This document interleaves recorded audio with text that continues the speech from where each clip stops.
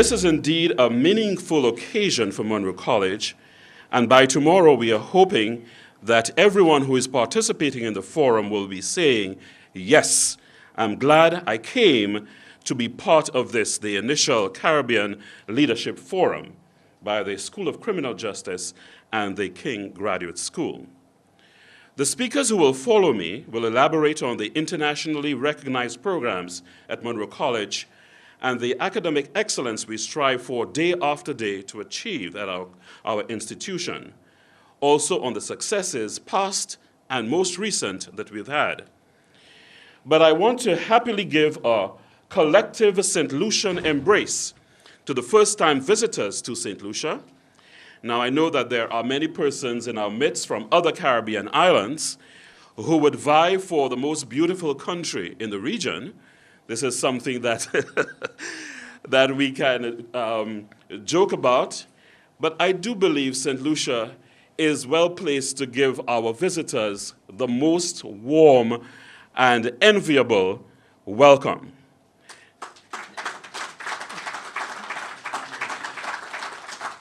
I'll just needle one of our faculty members in saying that Jamaica is an extension of St. Lucia. And Trinidad and Tobago, of course, have learned a lot from little St. Lucia. We have St. Vincent, of course, nearby, but still, you know, you go there and you can't pronounce some of the names.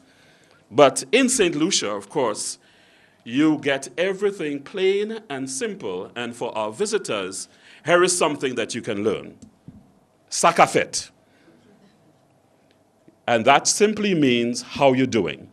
So if you can learn that, you would have left St. Lucia as an honorary St. Lucian by simply saying Sakafet. Can I hear it? Sakafet. All right. But I want to also say to you that we're here for some very serious business from tomorrow. I do believe that St. Lucia campus and the focus on the Caribbean are the right choices for our initial Caribbean Leadership Forum because it highlights the importance the administration of Monroe College places on the St. Lucia campus and the commitment of the college in creating access and opportunity for higher education for those seeking it in the region. We have had some very supportive partners, Digicel and Bay Gardens. We thank you for coming on board for this initial program. Let's have a round of applause for our partners. At this time, I will call on our first speaker for this afternoon.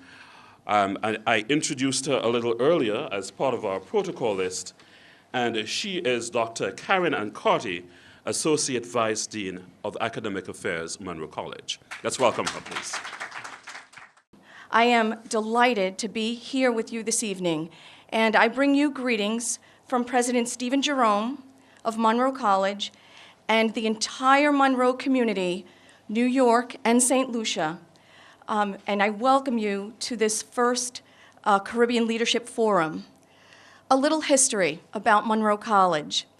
In 1933, in the height of the Depression, in New York City, a single woman, Mildred King, for whom our graduate school is named, aided by her brother-in-law, Harry Jerome, who is the grandfather of our president, Stephen Jerome, endeavored to open a school that would assist students in sharpening their skills so that they could improve their place in the workforce. For 81 years, we have been educating students with an eye toward enhanced employment opportunities and improved communities where our graduates live and work. Beginning with 7 students, 1 facility, a tiny faculty and staff, the college has over these 81 years evolved into a college of 7,000 students, 7 schools of study, 3 campuses, a tremendously rich and diverse student body, and educational offerings that are diverse, offered through the 7 schools. We offer associate degrees, bachelor's degrees, and most recently, master's degrees.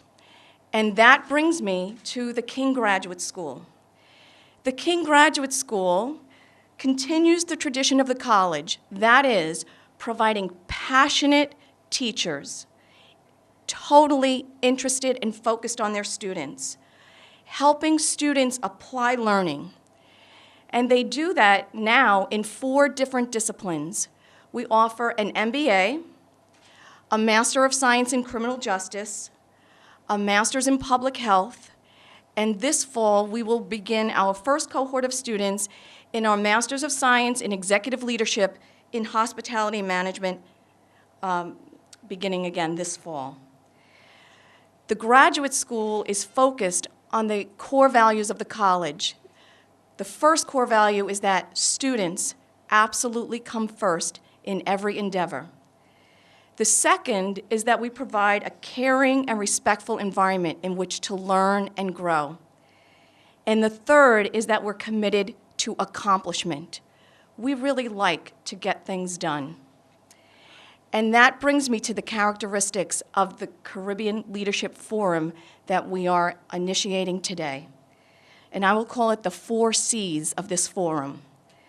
The first is that this forum was conceived to be collaborative from the start.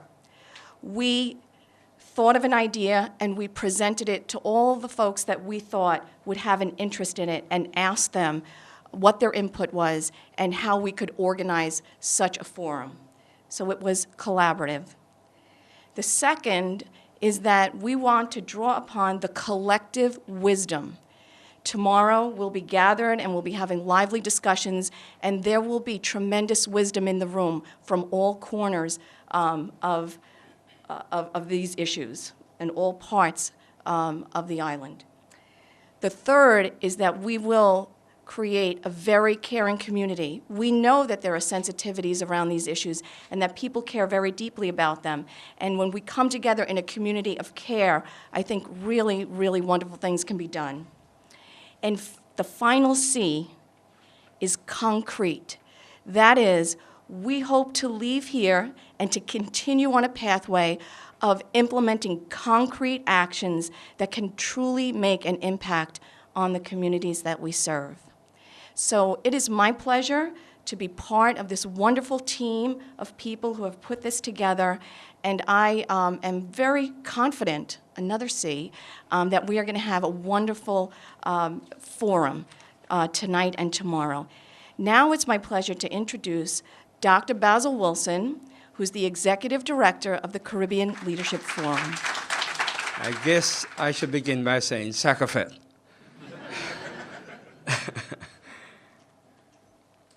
My task is a simple one.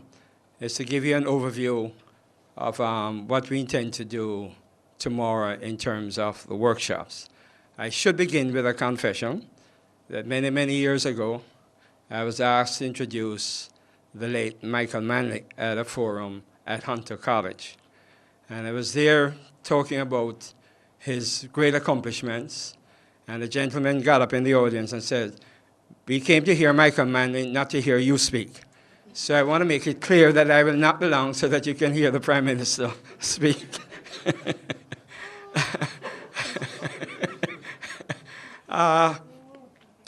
With the workshops, one of the things that the King Graduate School is in fact committed to, as Dr. Carter mentioned, is looking at urban problems from a global perspective.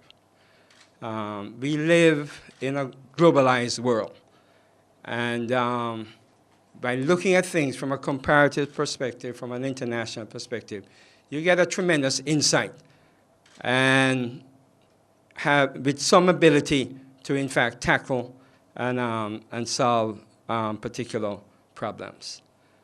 So the first workshop begins with what we call police leadership and accountability. I mean, one of the things that we see in modern life, that if you look at the life of people like Nelson Mandela, that leaders can make a tremendous difference, as I presume the Prime Minister is doing in Saint Lucia. So that workshop will be facilitated by a our experts, including Elton Mohammed and Wilbur Chapman. The second workshop is really designed to deal with a specific problem, is that the appropriate use of force and getting guns off the streets. And the discussions that we've had with senior officials and the police force in Saint Lucia is that there's no question that the influx of guns has been a serious problematic in St. Lucian society. And so we want to see if we can develop strategies to reduce the amount of guns that are on the streets. The third workshop is somewhat more, brings together the relationship between police and the larger society, which we think is critical in dealing with what we call crime reduction strategies. And that deals with human rights organizations, the collective mobilization of the community, and the role of media. Because we recognize that to effectively develop a crime reduction strategy, you need all the stakeholders buying into what needs to be done. I think it is quite, in some respects, gratifying that the sort of spike that we saw in crime that captured the Eastern Caribbean from about 1990 to 2010 is now stabilizing. And that, we are convinced, despite austerity measures that have taken place within the Caribbean, that there is the wherewithal and the leadership and the know-how to, in fact, effectively reduce the scourge of crime in the society. I want to end with this. I think many people in this room, especially those who are indigenous of the Caribbean, will be familiar with the writings of one of the great Caribbean intellectuals, and that is C.L.R. James. And those of us who are cricket enthusiasts will be familiar with a work which is really quite a classic, called Beyond the Boundary. And then James, in 1938, published a work called The Black Jacobins, which is a study of the Haitian Revolution. And when James was asked, why did you do a study of the Black Jacobins? He said, I wanted to do a study to show the impact that black people, that not what slavery did to black people, but what black people did to slavery. So this forum that we're having, which deals with crime reduction strategies and democratic policing, is in fact an attempt not to look at what crime has done to St. Lucian society, but what St. Lucian society can do to reverse crime as we go forward. So I think it's an interesting challenge, but it is one that the Caribbean is in fact capable of. And in fact, if we put our human resources together, we can in fact make this into a safe society. I thank you. Today, I'm especially pleased that so many of you accepted Monroe College's invitation to be here today. Your presence means a lot to us. Thank you for your support. I am even more elated that Prime Minister Honorable Dr. Kennedy Anthony has accepted our invitation. And while we know that Dr. Anthony has an extremely busy schedule these days, we know that he would not have missed the opportunity to be with us. As I am thanking everybody, I am reminded of a little story. There was a boy who was praying to God for $100. He was praying every day, God, please give me $100, please give me $100. And $100 never came. So he said, maybe I should write a letter to God. So he sat down and wrote, God, I have been praying to you. As soon as you read this letter, send me $100. And he put the letter and put it in the envelope, put to God, heaven, and sent it. So when the postmaster saw that, he thought it was cute, so he sent it to Washington, D.C. So in Washington, D.C., when they saw, they felt bad for the kid. So they sent $20 to the kid. So the kid saw, he got $20. He was a little disappointed. He didn't get the $100. But he said, I should write a thank you note. So he sat down and wrote a thank you note. Dear God, Thank you for the $20 you sent. But as usual, I was surprised that you sent the money through Washington, D.C. As usual, these guys took 80% in taxes.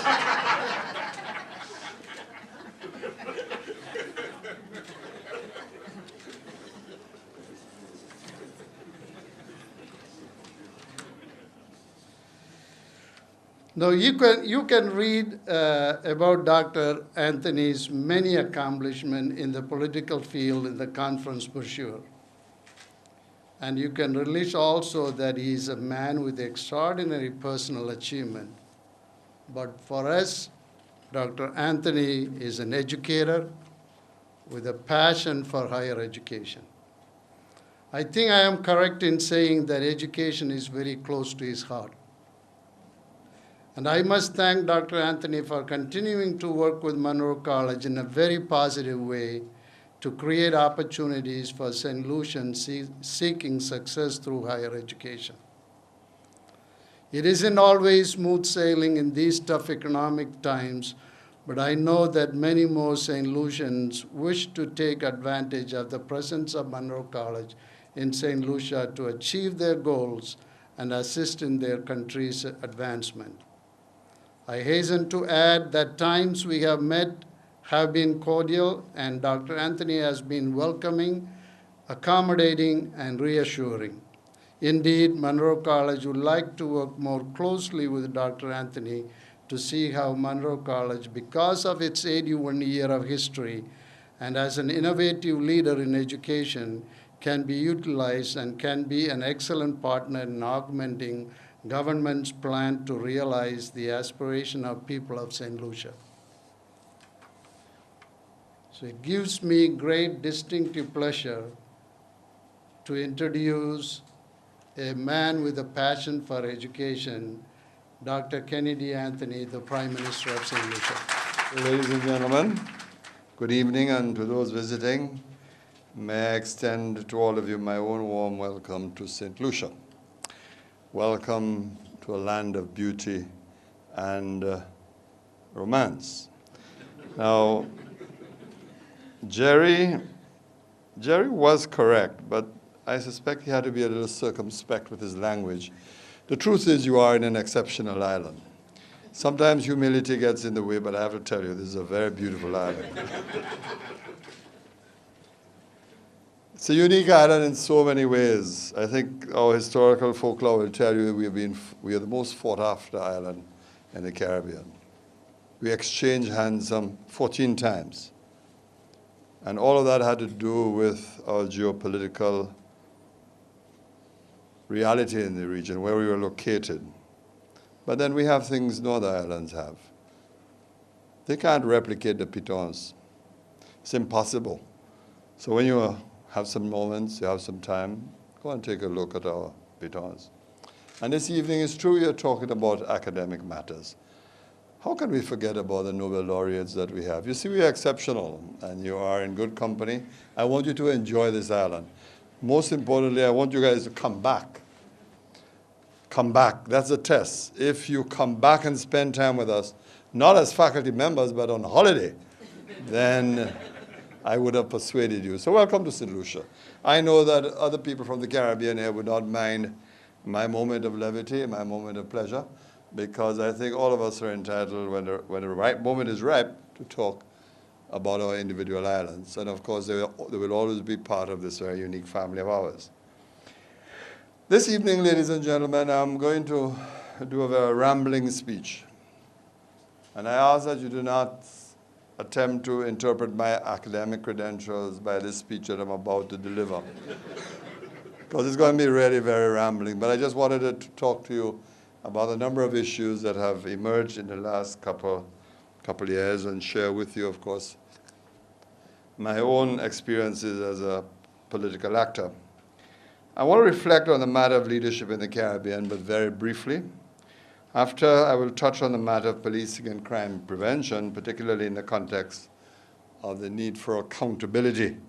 I know that these issues are at the heart of your dialogue here tomorrow.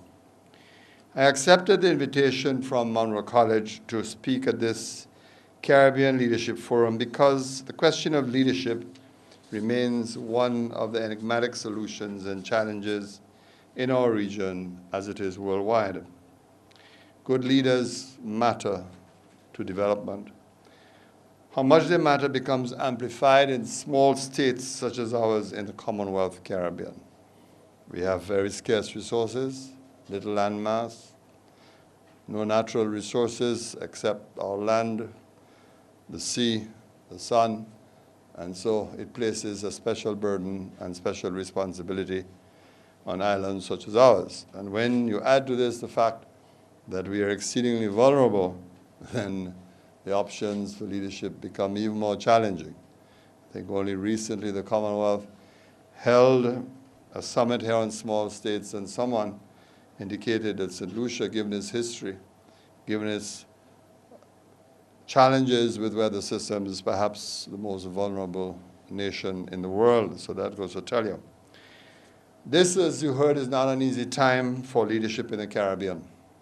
We have had to stare in the face very real challenges that I know make a lot of people uneasy, and in some instances unsure and afraid about the future.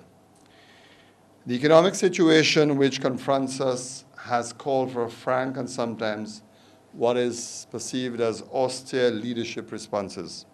I'm sure you will appreciate that these responses do not often find popular resonance among our citizenry. The truth is, crisis requires strong, purposeful, and courageous leadership. However, the mistake is to assume that the leadership solution is simply about politicians and those elected to the top. It is a solution that must be sought at all levels and in all spheres. It is a solution that has to be applied to our businesses, to the management of our public institutions, our ministries, the command of the police force and its police stations, remote as they may be, our hospitals, in other words, in all spheres where decisions have to be made. It is a fascinating irony, and just by way of teasing your minds, that the more we have degreed persons in our midst, the greater the cry for leadership. And this is a conundrum I want to invite you to speculate on, because I think about it all the time. And I ask myself, what is missing? We know that leadership cannot be truly effective without accountability. Leaders cannot know their true worth without knowing how well they perform. This is a real challenge for Caribbean societies. In many, or perhaps even in most institutions, the lines and modes of accountability are blurred. In some, accountability may not exist at all. It simply is not part of the culture of governance. And I'm talking right across the spectrum, from our political institutions to our private sector institutions, including the very corporate entities that exist in our commercial lives. Put another way, our Caribbean institutions, and not just the politically elected ones, do need to become more democratic, more open, and more accountable to the people they serve. We are really very famous for passing the buck. Perhaps if we might play less the prevailing Caribbean tradition of passing blame to the next level or to the next functionary, we might make a major shift in attitudes to leadership. The question is this: how do we alter the inherited culture of governance? Governance in the 21st century is under stronger pressures than when these models of representative democracy were first created. The demands of society and economy have grown, and the constraints of time and space are becoming smaller. Furthermore, the models of state, whether of justice, administration, or lawmaking, were almost directly copied from the United Kingdom. And here I am not just talking of laws. I'm referring to the conventions, the practices, and procedures accompanying those laws. In other words, I am talking about the supporting culture, its mores, traditions, and habits. That is why it has been so challenging, as some governments have discovered to their dismay, to reform our inherited constitutional systems. Of course, our entrenched system of adversarial politics, which says oppose at all costs any perceived changes, does not help, never mind engagement in highly consultative undertakings. However, I will say no more on this line of thought for now. I wish to focus on the communications challenge, something which could not have been prevented by lack of political will. I believe that this is a major problem, that we have great difficulty in speaking to our people and knowing how to speak to them, that is to say, in communicating effectively. This communications revolution has turned relationships between leadership and those being served by leaders on its head. This first manifested itself through the now ubiquitous talk show in all our islands.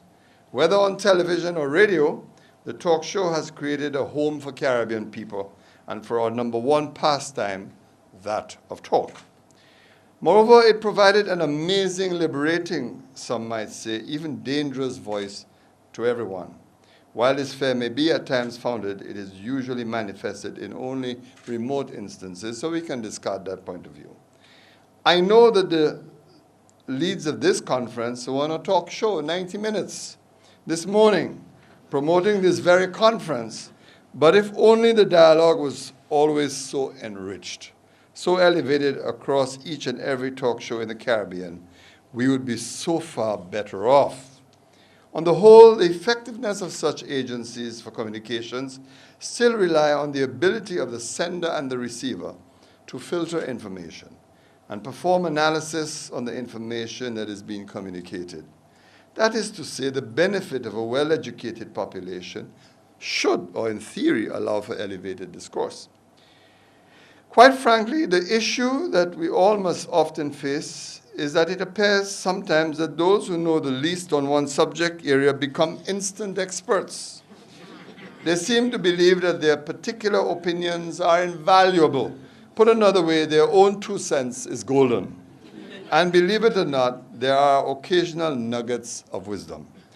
Some voices become staples, crowding out the calls of others, and so it is as if a new parliament is created, not of elected persons, but of those who can call in the fastest, or those who enjoy special relationships with the hosts of the various programs. Albeit how skewed such platforms may be, what is underscored in such communications fora as a Caribbean talk show is that the public has a much greater ability to reach themselves and their political leadership. The determinants of public opinion have become more diffused than ever before. In such an environment, leadership can simply get stuck in response mode. In fact, if you have to believe some people, I should be listening to all the talk shows every day and pick up the phone and call every time somebody says something that they think is injurious. So what you will be doing now is governing solely to respond to talk shows. Some may say that this is not a bad thing. Leadership should be responsive. However, as with all things, democracy remains an issue of responding to the majority while allaying the special fears of the minority. This evidently is not an easy task. This is the unscientific, unmeasured reality of the talk show. Leadership must find ways to be able to see the value in each mode of communication. However, even with a talk show, it is still a tiny minority that usually reaches a broad audience. It is little wonder that many feel so empowered. Social media in recent years has had an even more remarkable impact on governance and how leadership must evolve. The time constraints, 5 minutes of fame on a talk show disappear and can become a 24/7 platform for any user. I personally often boast that with and through my 5,000 Facebook friends and their friends, I can reach more people through one post than the most popular weekend newspaper in Saint Lucia. The social media may have empowered citizens, so too it has empowered politicians. Politicians no longer have to rely exclusively on traditional media practitioners to interpret and relay their views on issues to the public at large.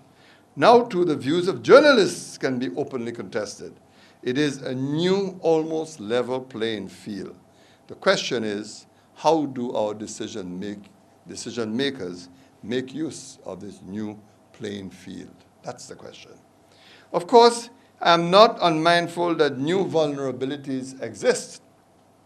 Suffice it to remind you of the recent travails of Donald Sterling of LA Clippers fame. It is indeed a fascinating world. Consider for a moment the impact of mobile telephones. We have a mobile society in which a vast majority have a mobile phone, and many of these have smartphones. Everyone can become an iReporter. And that's the big problem for the police. Anyone can share their opinion on an online poll. This trend is not going to become lessened, it will only become more firmly rooted. These communications technologies are blessings, but they also present new and unique challenges. Just remember that the Arab Spring uprisings were propagated by the widespread use of social media in crowd sharing.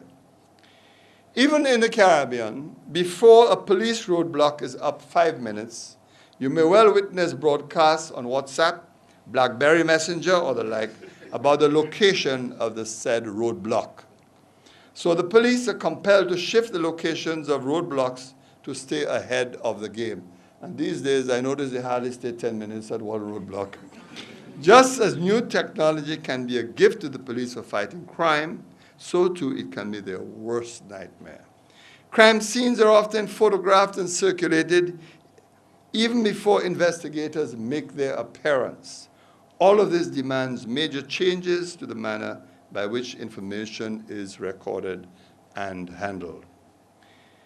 There is a willingness, I discern, for people to share information. However, this is often timed by the belief that no one wants to be labeled the informant, the traitor, or if you would permit, without our Caribbean context, the village Mako. That's another word you can add to your lexicon, but I am not going to, I will not translate it for you. And let me detour just a little bit to see if I can expand on this a little further. I represent a constituency in the south of the island, at the southern tip. See, my constituency holds up the rest of this country. That's a unique thing about it, because that's where the international airport is. So it really holds up this country.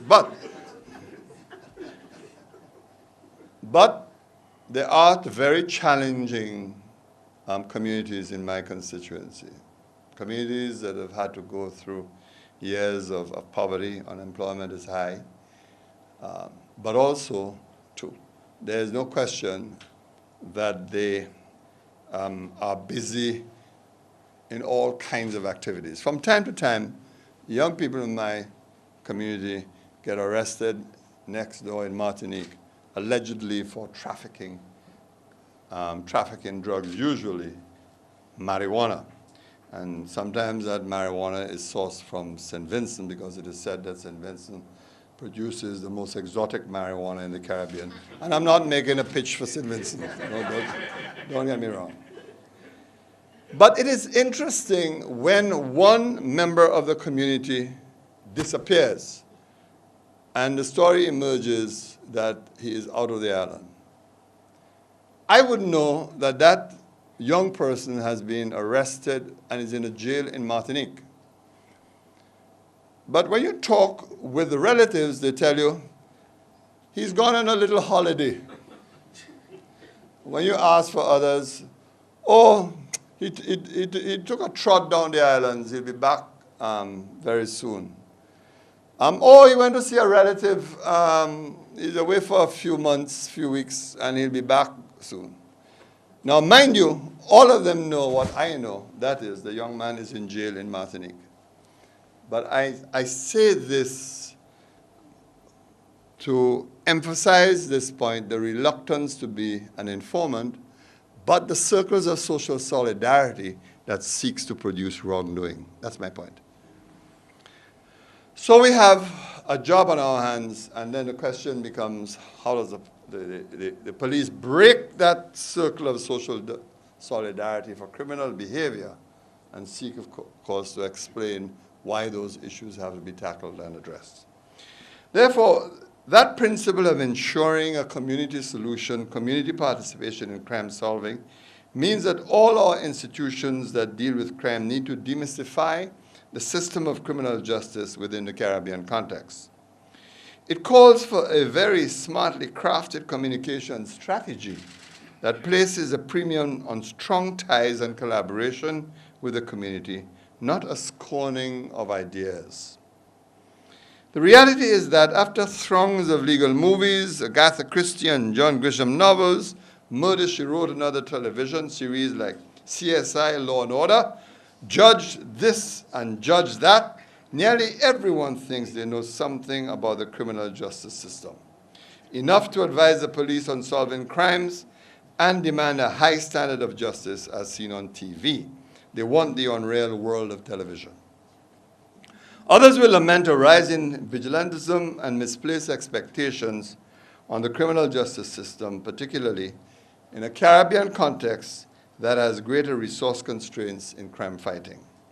And that's a point that we have to hammer home, that because of our limited resources, we have to do things more efficiently. We have to do things better. And my American friends who are here, that is one of the things we try to convey to our American friends, that they need to understand we cannot approach the problems that we have because in the manner sometimes they want us to approach it simply because we don't have the resources to do so. Whichever way you look at it, policing and the entire criminal justice system is scrutinized more than it has ever been before. This continuous placement under the microscope is part of that rising expectation that the system must be transparent and accountable. It must evoke fairness.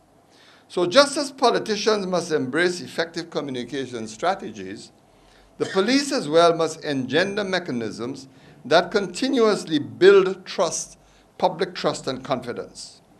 John Maynard Keynes once quipped that the difficulty lies not so much in creating new ideas, but in getting rid of old ones.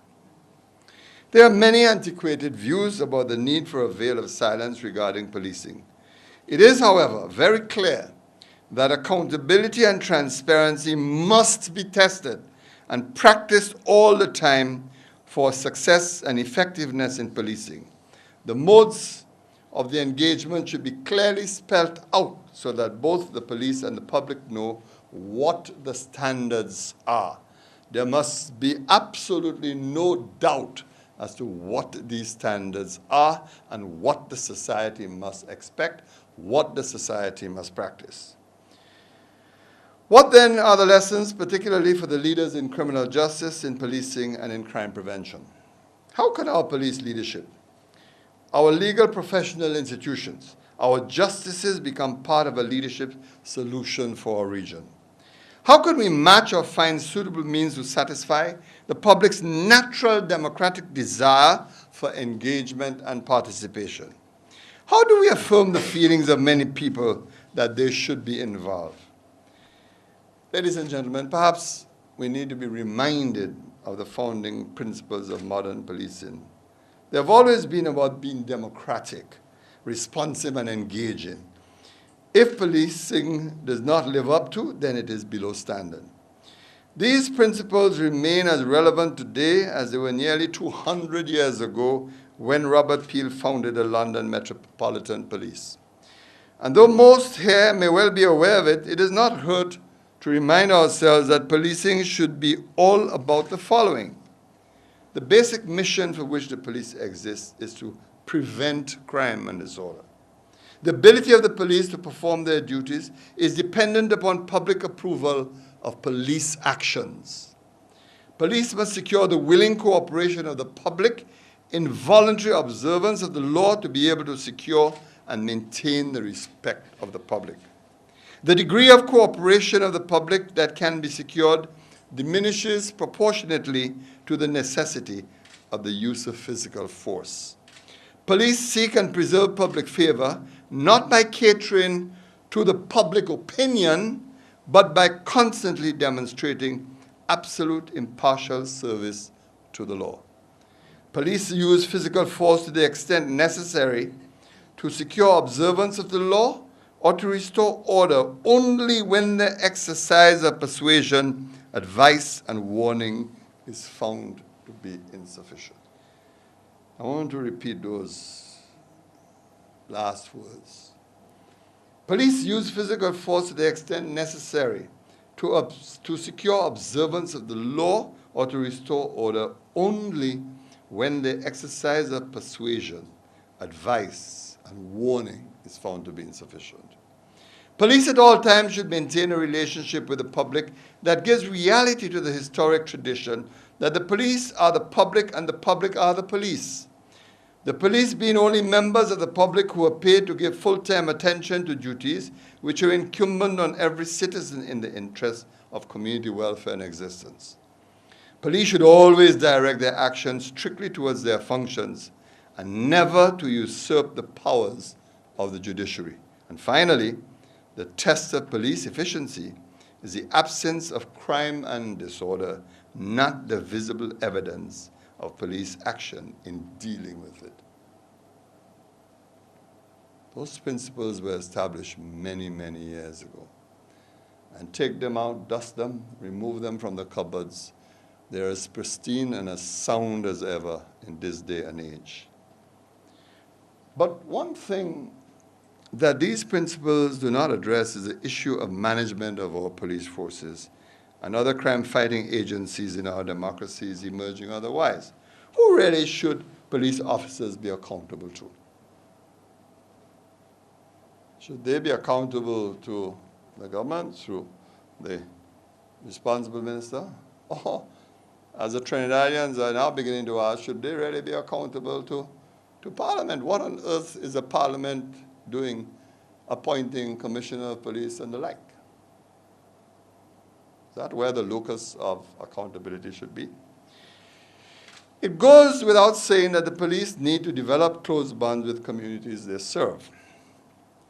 We accept that the relationship must be built on respect, trust, and confidence. But that does not resolve the issue of the accountability of the police for its performance or for its actions.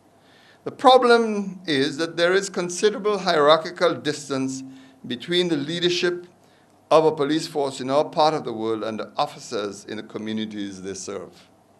In my view, police officers ought to be made accountable to the communities they serve in the first instance, but in a manner that does not compromise the hierarchical underpinnings of the police force as a disciplined entity. That is why I advocate the establishment of police consultative committees in all communities served by police personnel. So much for principle. However, we know that principles must meet and inform the harsh realities of practice. We can never think that everyone wants fair play, because this is not the case. The entire system of our courts and policing is about ensuring fair play. There will always be an attack on the system. It is a harsh reality that even while you are expected to be accountable and play by the rules, we know very well not to expect that what you have to deal with will necessarily be the same. You are promoting fair play in an unfair world. In Saint Lucia, we have had the killings of police officers in the line of duty. And while we continue to have crimes of rage and emotions, we have witnessed crimes becoming more clinical, more premeditated. Even the wards of justice are under assault. Only a few weeks ago, we witnessed in Trinidad and Tobago the heinous assassination of a senior counsel and legal luminary, Dana Sital. Sital's contribution went far beyond her singular presence in the criminal courts or even in the Senate of Trinidad and Tobago, where she had served, but through her writings and work was instrumental in building the traditions of criminal justice in the Caribbean. Through her teaching at Hugh Wooding Law School, she touched a large cohort of legal practitioners around the Caribbean. And even in Saint Lucia, she provided consultation to the government in the reform of the current criminal code. She touched many lives. The manner of Ms. Sital's passing is a reminder that the forces against justice are real and strong. We, however, must be deliberate, right and determined in our own efforts at maintaining the rule of law. Ladies and gentlemen, the maintenance of law and order will always be the principal role of the state. Laws are how we set our transactions, and they must exist within peaceful environments.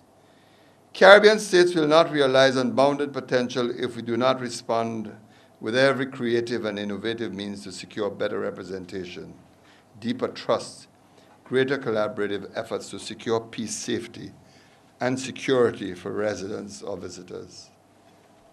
As you deliberate tomorrow, as you discuss better ways to collaborate between local agencies, as you debate protocols, I urge you to approach these with a sincere effort to be leaders for our people.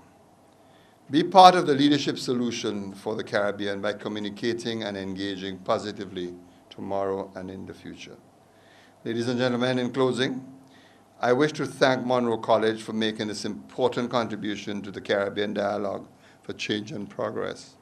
Such interventions are useful as our law enforcement and other agencies involved in crime prevention can understand more intimately the successes that we have seen in Monroe College's home base in New York. I just want to remind you that for all practical purposes, in many of our countries, our societies are under siege. Saint Lucia is pleased and honored to continue being the home for Monroe in the Caribbean and to be associated with his efforts at championing a leadership solution for the Caribbean. But what Dr. Ephraim did not tell you, and I know there are people here who can carry back the message. This campus here is too small.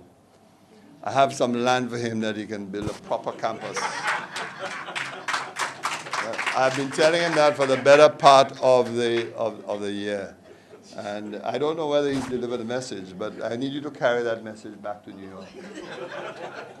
Ladies and gentlemen, I warned you that this would be a rambling speech, and so it was.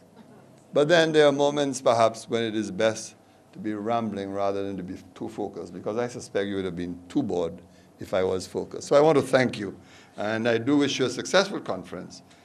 And remember, if anyone needs to keep learning, it must be leaders, those of us who are in positions of leadership. I thank you and wish you well.